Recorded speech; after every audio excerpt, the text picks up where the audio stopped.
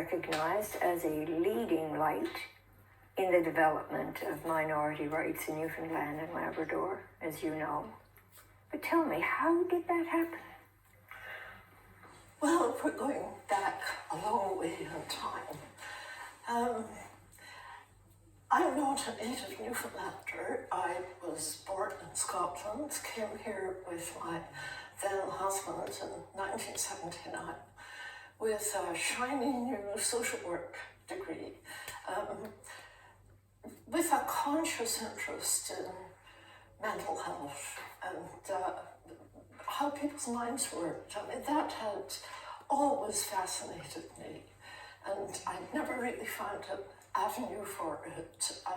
In my earlier life, I was fairly introspective, read books, studied English, and it took me into my 30s to realize that I should do social work. And so, as a result, I was a social worker without ever having worked anywhere, just with a badge when I arrived in Newfoundland. Mm-hmm. So now your focus, though, was on establishing rights of people with mental health concerns. So how did that passion ignite? Well, it came gradually. As I said, my interest was more kind of interior on how the mind worked and how that affected relationships between people. Very subjective. But working, I got my first job in a place that I felt was perfect for me at the time. It was in the psychiatry unit at Health Sciences Centre. And that was a big learning, just to be plunged into that field. And what I learned most of all was how dominant the system and the medical treatment was. So there were beginning to be quite effective treatments, and I saw, people with serious illnesses come in, seriously depressed, seriously manic, sometimes delusional, and they could be treated over time. Over the weeks they would settle down, they would reconnect. But the question then became, where did they go? Now, it was fine for people who had families with adequate income and adequate understanding to bring them home and support them. But all too often, the people we saw had come from other parts of Newfoundland because psychiatric treatment was very limited in the province at that point, and major illnesses inevitably finished up in St. John's. So you would have young people, often people who'd had their first break with schizophrenia, perhaps while they were at university, stuck in St. John's with no one that they knew well to support them and no supportive place to live. And the solution, and no income often. And the solution was social assistance, find them social welfare, housing that they could live in, and then what? But the conditions that we sent people out to live in were not designed to help them be well. Very little understanding of social support, caring relationships, although they did have friendships, obviously, but often living in poverty, below poverty line, in desperately inadequate housing, and often in the company of other people with major problems like addictions and many violence, many life problems. And it was designed really for what we call the revolving door. People got sent out into the community, they got sick again, and we saw them back in hospital, often within a year after that. So then, if a lot of your work was with the hospital, how then did you become involved in this cause in the community in Newfoundland? Well, it was a slow process. I mean, I worked for a period in the hospital, and then I moved out to work in what's now community health, and where I saw people for all sorts of reasons, but often with a strong mental health component. People suffering from depression, and sometimes people suffering from major illness. And I could see the extent to which they tended to be ostracized and unsupported in their circumstances. But what I also saw was the failure to support of the system to support people in the community. The fact that I saw many elderly people who didn't have adequate supports, and one spouse caring for another with Alzheimer's, another major mental health issue. And because of the limit of community supports, both of them would finish up breaking down in health and having to be institutionalized. And I remember I joined various committees. I was involved with the Transition House, supporting victims of violence, female victims of violence. And I was involved with a committee advocating home care for seniors. But I realized it was so hard to get anything changed from within the system. I would come across a situation, send my protest up the line, and it really didn't go anywhere because the system was functioning too rigidly. And so the opportunity came for me to move out and work for the Canadian Mental Health Association, and that seemed to be right for me, though it wasn't a very secure position, but I made the jump. And that was the beginning of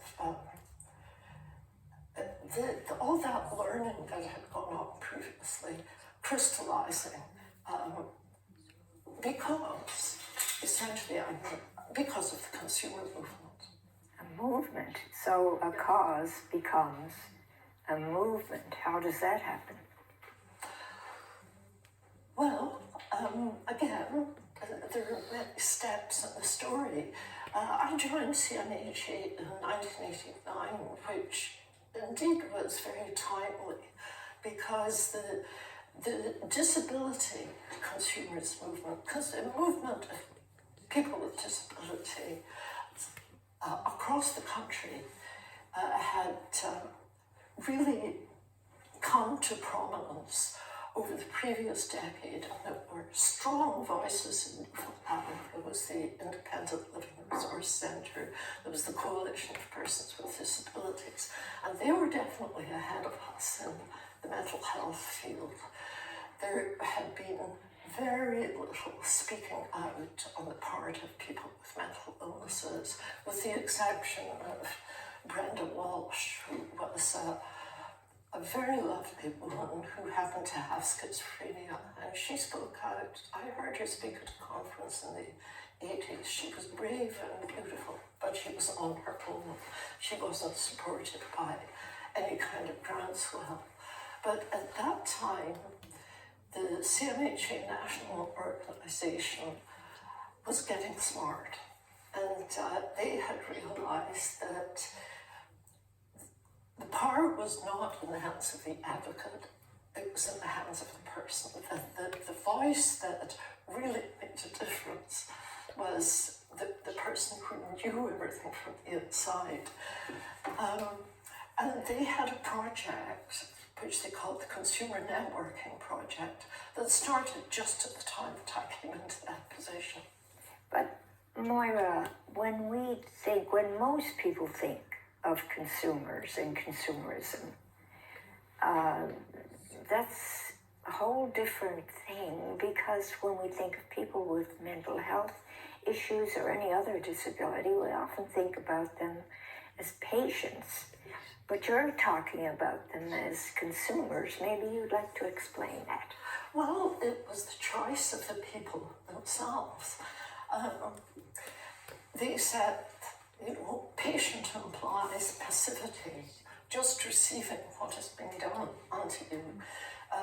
if you're on an operating table, fair enough. But if you're working with pills that are supposed to change how you feel, your knowledge of how you're affected is extremely important. And also your knowledge of the things that make you sick, like living in inadequate housing, like not having people to call on when you're in a crisis. Consumers chose that word because it gave them more power. They had choice, they had advice, they could make decisions for themselves. That makes sense. Absolutely does.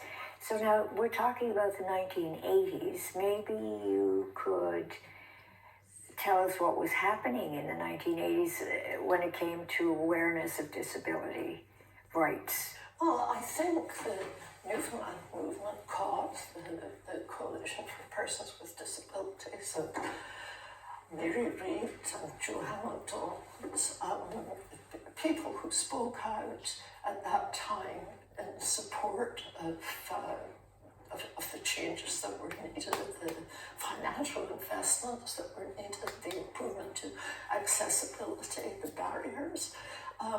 They laid the scene for the mental health consumers to enter. Mental health was the last, it really is the last area of understanding. And when I say mental health, I use it too broadly because we all have mental health. Not all of us have mental illness. We can feel up and down according to the circumstances of our lives. And people with mental illness also have mental health and feel up and down according to the circumstances and relationships in their lives, which was such an important part of understanding what helped them to become well.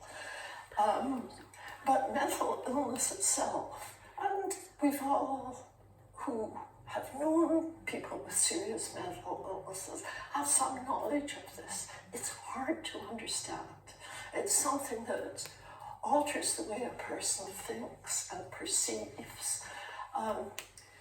Hallucinations where somebody may be hearing voices in their head telling them that the person they're speaking to wants to kill them. And, that sounds foolish, but imagine if you had earbuds in your ears and you were hearing this voice telling you, don't trust them, they are part of a plot, they're part of a conspiracy. And that is, you need mental health consumers to explain this to you. I never began to understand it until I sat down with people and felt able to say, what's it like? And how does somebody who doesn't experience that start to understand it? It's scary when you're a mother with a son who has a sweet, gentle personality suddenly begins to believe that you're poisoning his food and gets very defensive and sometimes even threatening. How does that person cope? It's an illness. It's an illness and it disturbs the processes of our minds. How do we explain that to the community? Only by having consumers speak. And that is the other thing that certainly exists with all disabilities, but is especially strong in mental illness, is the stigma. Because we don't understand it, we fear it, we see something that makes life difficult for somebody else, we don't want it, we want to stay away. And because of the strength of the disability movement, I think there is much more understanding that a person who's in a wheelchair wants to be talked to at the same level as you would talk to anyone else. We want to understand that everyone has the same human potential and feelings and challenges as anyone else. But with mental illness, that was more difficult. But the physical disability movement had laid the ground for mental health consumers to speak out. You're a social worker, so how do you make that role work as a social worker? What is your role there? Well, I wasn't a social worker at CNHA. I had an administrative role. We were a very small organization with very low staff. And really the mandate was public education. And to improve understanding of mental illness, that was the whole purpose of CNHA. And I had the freedom that I would never have had within the system and the support of a very engaged board of people who wanted to see those changes too. And I could do whatever presented itself. I could do media interviews, I could go into schools, I could go into university classes. But the difference came when consumers came forward who were willing to come and speak out themselves. Their voices were the important voices to be heard. I opened the door, they walked through it, and they held the floor. So that's what I think you said at some point, that it's the person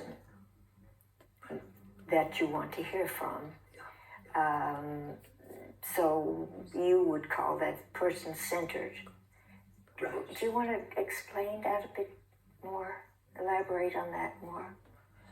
Well, I was talking about how I came to CNHA at the right moment when it had wakened up to the importance of the consumer movement.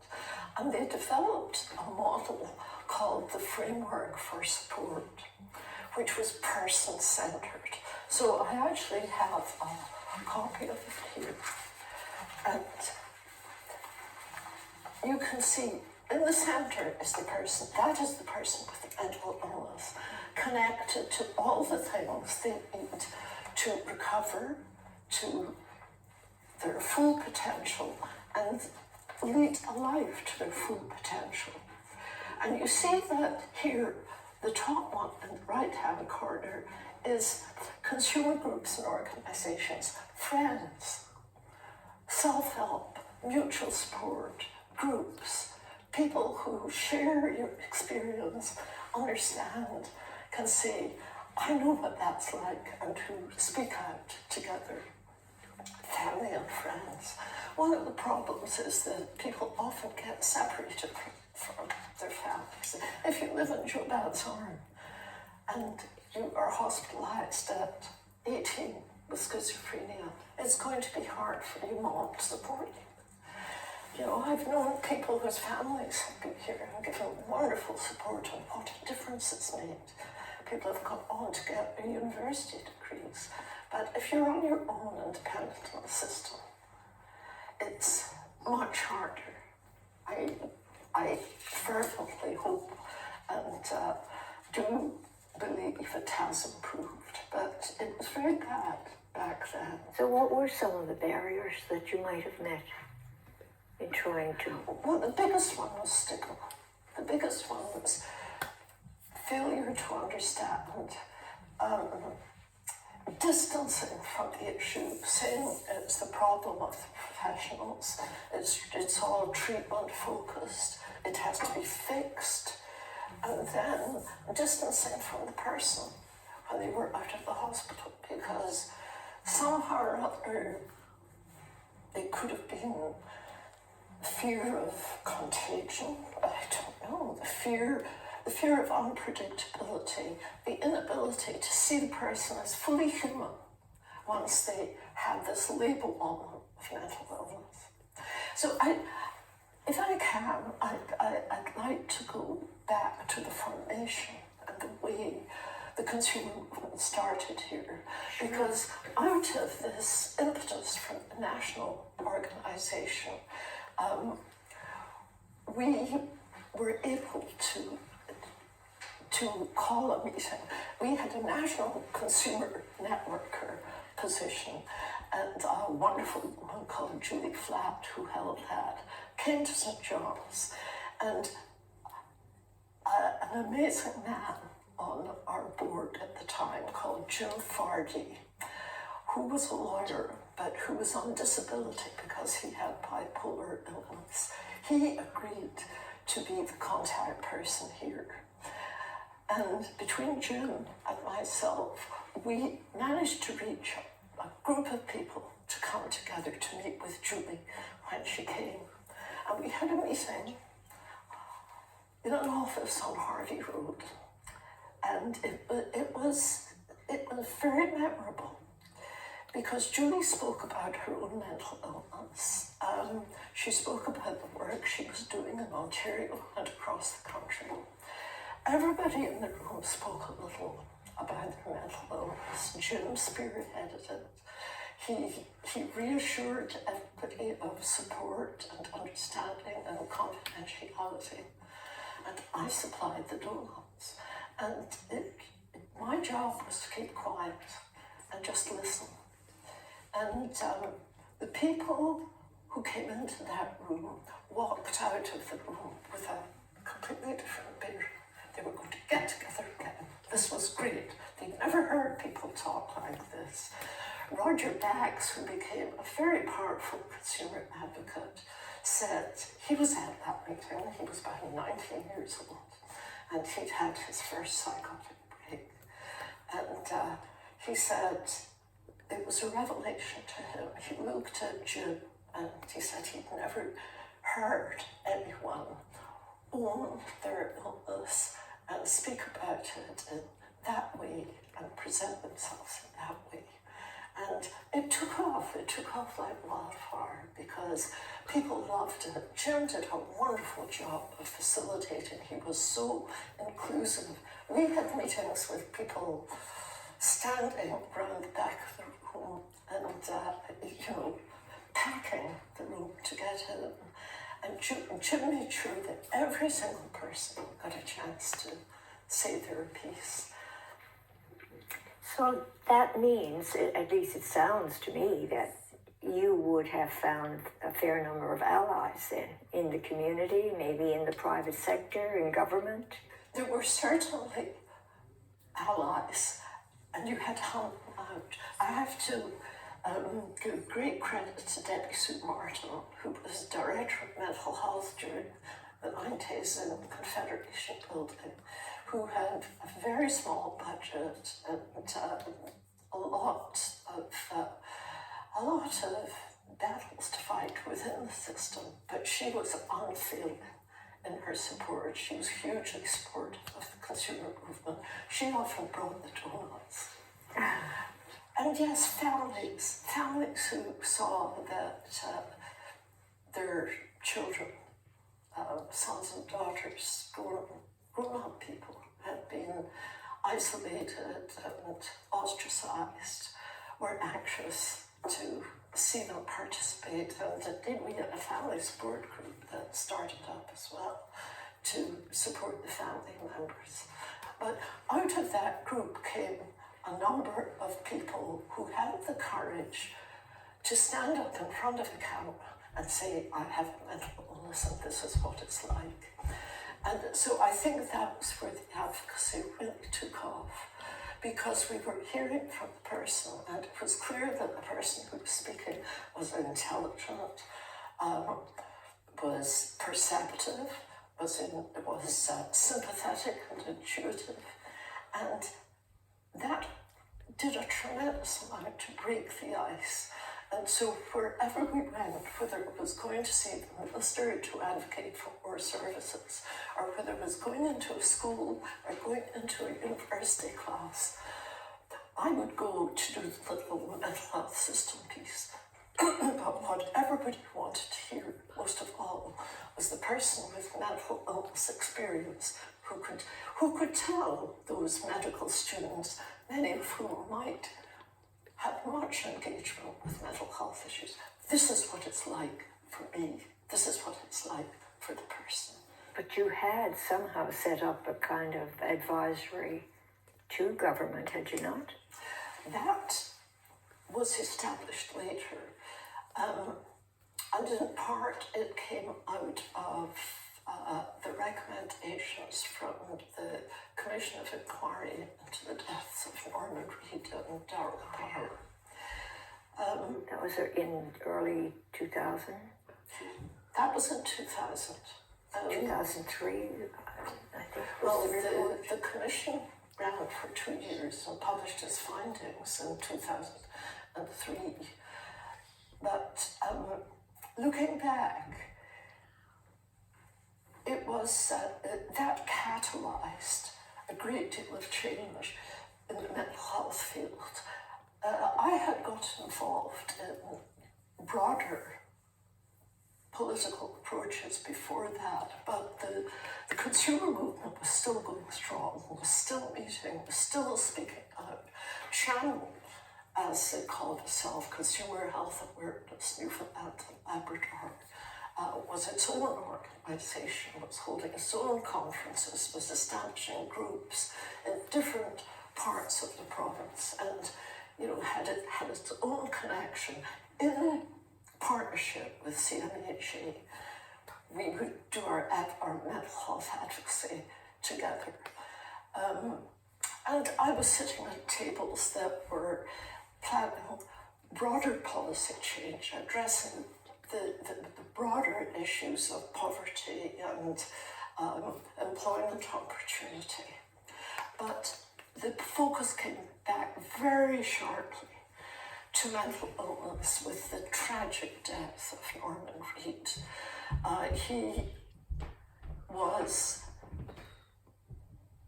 a man in his 40s who had suffered for more than 20 years, who had suffered from schizophrenia, had his first break, grew up in Little Catalina, a community where there was, he stayed at school, he completed school, he worked in a fish plant, and then he had a psychotic break.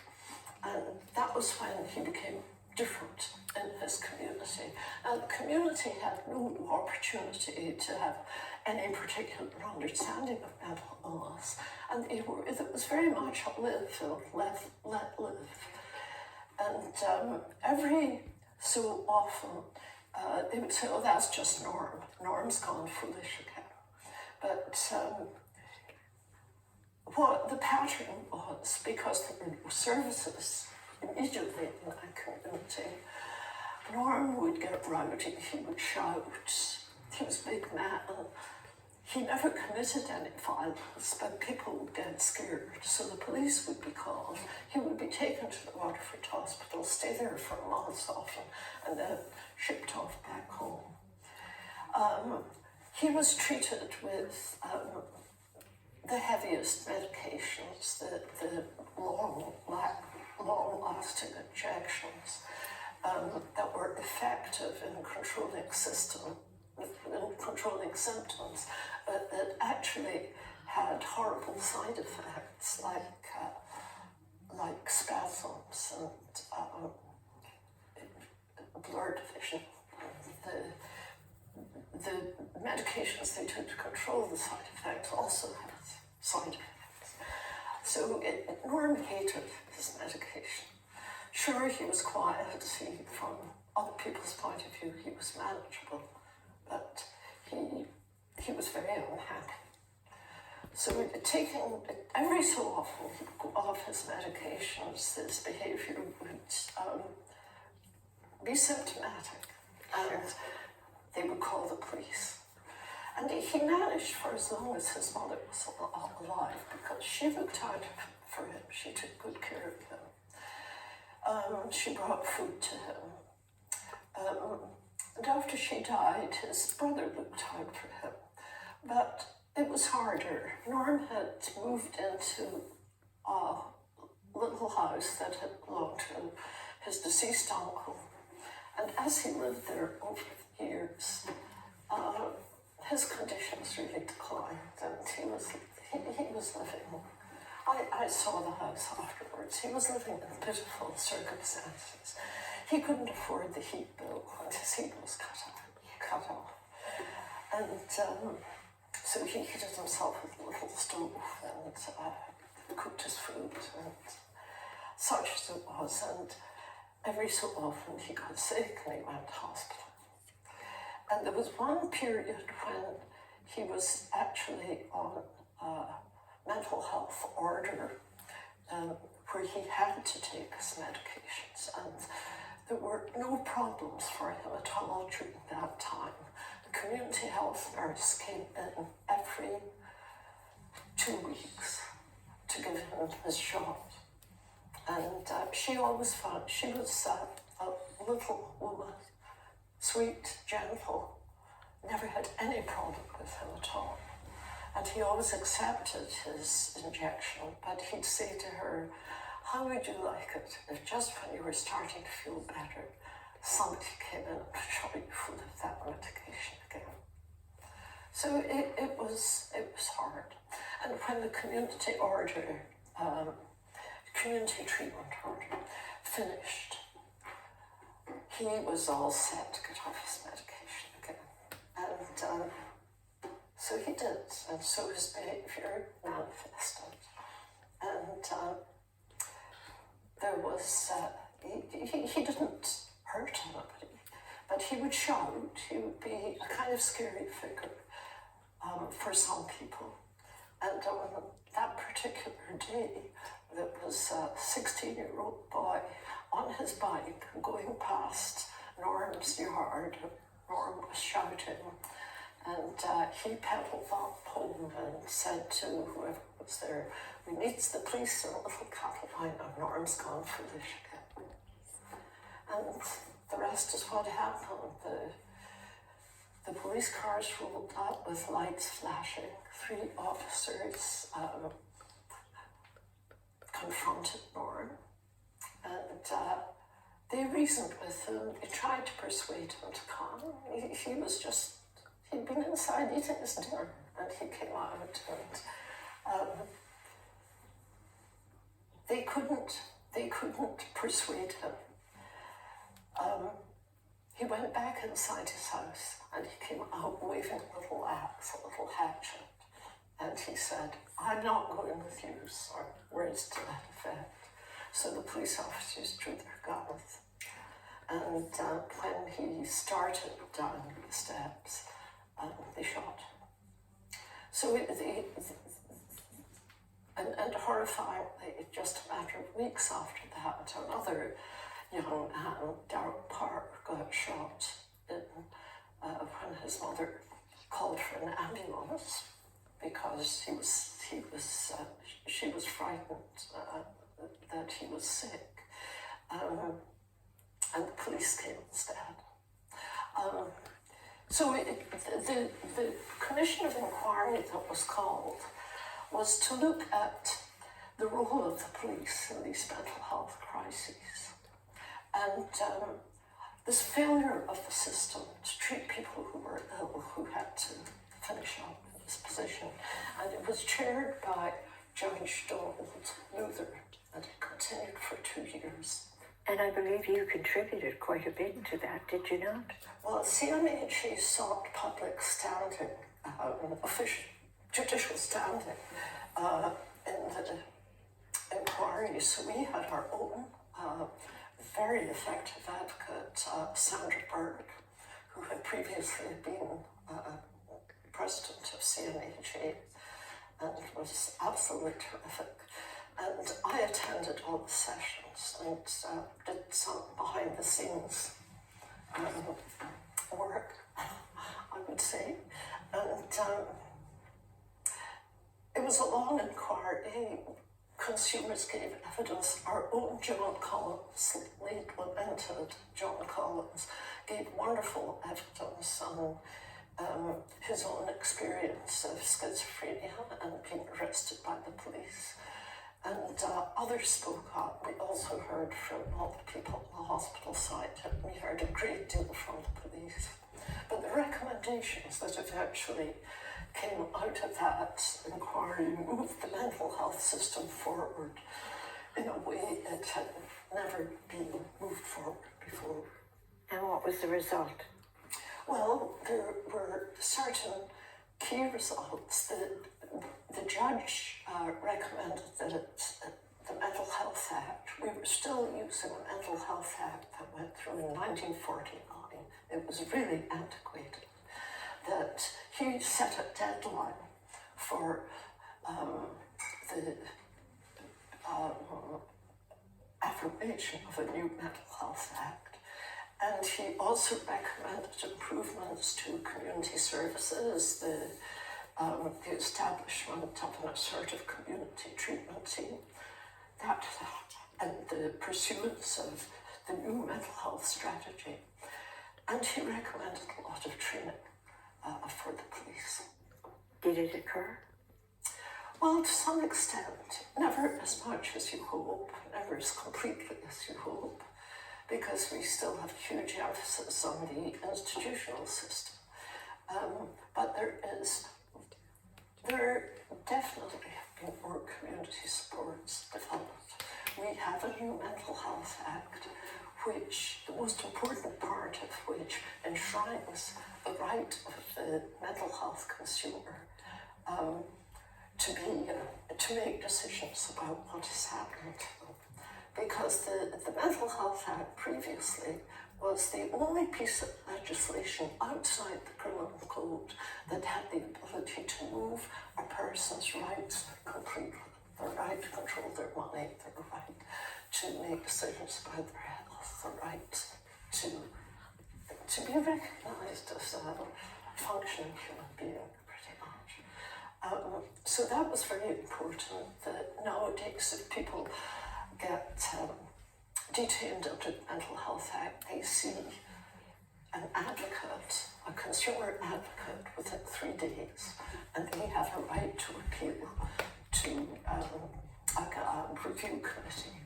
And that has become much more active with the new act. So it has made a difference. We still have the old hospital, unfortunately. You've talked about Channel. I'd like to hear you tell me a bit more about that. Well, out of the, I would say, explosion of that early meeting with the Julie Flat came to, there was a great upsurge of energy. More people coming to meetings, and the other thing that gave us a tremendous boost was the availability of a grant from Secretary of State to bring people together from around the province in the conference. So our first big project was to organise that and to make contact through the system, through friendship networks, whatever way we could with people on the West Coast, on the South Coast, in Central, and in Labrador, and as well as up in the Pure Islands at the top of the island. So we actually pulled together, I believe, for that first conference, nearly 80 people, and it was held in a downtown hotel, and we had the funding to lay on the accoutrements of a conference, and people loved it. It was often the first time for folks that they had attended something like this. But here were Jim Farty and Roger and others standing up at front saying, we have mental illnesses, we have our experiences with the system, we want to know what your experiences are like and what we can do to improve the system so that we can have better health. So it was, there was the same kind of wonderful upsurge of energy came out of that coming together of people from all over the province. And what happened as a result was that people went back into their communities. Some people came forward to be key contacts and had a little roadmap of how they could connect with others in their community who had mental illnesses and start mutual aid support groups. So that was how Channel began. And they continued to have contact throughout the province via the teleconference system, which is so good in Newfoundland. And we continued to have the ability to bring people in for a conference each year, thanks to Joanna, Secretary of State, and latterly thanks to Debbie Sue Martin at Department of Health, that we could pull the consumers together and they could have that sense of breaking out of their isolation, having a shared voice and purpose and a hope of improving the kind of services they could receive. You know, Moira, most people, I think, would consider the work that you have done and the people around you have done extremely difficult, if not draining, even discouraging at times, I'm sure. But, and you know, very little chance, it seemed to me, to relax at all. But looking back on it, how do you see it? Well, of course it was very hard. Of course one felt on the edge of burnout quite a lot of the time, and there wasn't a day when I didn't go home with papers and things to think about and prepare for the next day. But it was joyful because the sense of doing something really worthwhile, the sense of connection with the people we were working with, and also a sense of connection to the other community groups that were all involved in the same kind of work. I see it primarily as very exciting because it was a sense of trying to make change, and good change, and that the change was important. And it was a real sense of not being alone, because apart from all my great buddies in Channel, there were great buddies in the other community organisations that were serving people with particular kinds of challenge or barriers, but that, you know, we had the same perspective on unnecessary poverty, on exclusion from opportunities, on barriers, and we would come together and share our frustration of these issues. We had a pretty vibrant community, and we all shared similar issues in terms of inadequate funding and inadequate understanding in the community. But we hit a crunch in the mid-90s when, at the federal level, the deficit had gone out of control, and at the provincial level too. And there were a lot of cuts coming down the line, cuts to transfer payments, cuts to, we had a measly grant of 17,000 a year, that was cut. We lost our free accommodation in the King George V building. So we had to resort to fundraising. Some of us gave up our jobs, took unemployment insurance, and worked as volunteers for the time that we were allowed to work. At the same time, in the news, we could hear that banks were making record profits. The COD moratorium had deprived hundreds and hundreds, thousands of people, for about 40,000 people, I think, of work at a single blow in this province. So it was just not good enough. So we decided we would get together and we would make a statement about this. So the whole community of community organisations came together, and under the banner of the Coalition of Community Alliance for Better Solutions.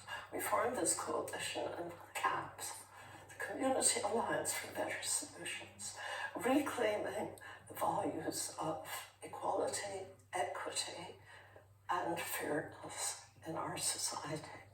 And people jumped on the bandwagon. I remember the trigger for me was hearing about the suicides, several suicides that occurred, and attempted suicide as a result of people losing their employment when 1,400 public service jobs were cut. And seeing that big companies were making record profits, and just, I know there was an explosion in my head, and probably in that of many other people. So we had press conferences, and we simply said, this is not good enough. It has to be done differently. And we attracted a lot of support. All kinds of organizations came forward. We started with this relatively small group of community advocacy groups, disability groups primarily, but we were joined by the women's groups and some others. And then the unions came along, and the churches came along, and the pensioners came along. And eventually, by the time we counted all the groups that were with us and their branches in the province, we had more than 100 organizations in the Community Alliance for Better Solutions. And boy, we felt empowered. We had public forums, people's forums, we called them, attended by hundreds, and first and foremost attended by members of the disability community. We made sure that Mary Reid and Mary Ennis made sure that they had their transportation to get there, that we had the interpreters, that every voice could be heard, talking about restrictions in education for kids with disabilities, talking about marginalization of people with mental illness, talking about, and people themselves speaking to a panel of politicians from all the parties, because there was a provincial election underway at the time. And these forums got enough profile that CABS almost became treated as a political party in its own right. We used to get calls from the media to comment on the latest issue running up to the election. That must have been very gratifying. It was very heady. It was very heady. And it led to numbers of us being able to be involved at policy-making tables. And there was a period when one of the ministers, Julie Betley, who was very tuned in, often called us to get our perspective on an issue that was being discussed by the government. So we felt, some of us took part in the consultations around the strategic social plan, travelling across, I think Mary Ennis was part of that, travelling across the province, listening to the issues of people in different communities. And then some of us got seats at the Premier's Council on Social Development that worked with strategic social plan. So there was a sense of being heard, of a government that was really making an effort to shift social policy in the direction of supporting people who for some reason had barriers. And sadly, we lost a lot of that when the Conservative government came in the early 2000s. So then what would you say has the mental health and disability rights movement contributed to this province and to the country? Well, it has done a tremendous job of raising awareness. I think people generally, by listening to the individual individuals who've come forward to identify themselves, but listening to them talking about the kind of barriers they face in life, and talking about their own human aspirations and talents, and very considerable ability to contribute to the community. I think that's made a difference in public consciousness, and it has helped people, the average citizen, be more aware of the kind of prejudice and discrimination that has existed in the past. I like the fact that the concept of inclusion has kind of replaced the old notions of discrimination and barriers, and that it helps us to see that barriers happen all over the place, in people's attitudes and policies and buildings and in systems, in multiple ways. I think the disability movement has been prominent in the country in making government and the population as a whole